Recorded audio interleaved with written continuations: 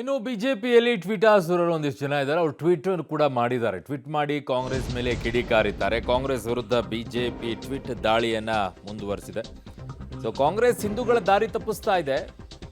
ರಾಮ ಮಂದಿರಕ್ಕೆ ಹೋಗಬೇಡಿ, ರಾಮನಾಮ ಪಠಿಸಲೇಬೇಡಿ, ರಾಮನ ಮಂತ್ರಾಕ್ಷತೆಯನ್ನು ಸ್ವೀಕರಿಸಬೇಡಿ, ರಾಮಭಕ್ತರನ್ನ ಬಂಧಿಸಿರಿ, ಮಂದಿರ ದೇವಸ್ಥಾನಕ್ಕೆ ಹೋಗಬೇಡಿ ಅಂತ ಸರ್ಕಾರ ನಾಳೆಯ ಆದೇಶಗಳನ್ನು ಹೊರಡಿಸೋದಕ್ಕೂ ಕೂಡ ಹೇಸುವುದಿಲ್ಲ ಅಂತ ಒಂದು ಟ್ವೀಟ್ ಅನ್ನ ಬಿಜೆಪಿ ಮಾಡಿದೆ. ಯಾಕೆ ಇದನ್ನು ಹೇಳಕ್ಕೆ ಬರಲ್ವಾ? ಟ್ವೀಟಲ್ಲೇ ಹೇಳಬೇಕಾ? ಓಕೆ, ಬರೀ ಟ್ವೀಟಲ್ಲೇ ಹೋಗ್ತಾ ಇದ್ದಾರೆ.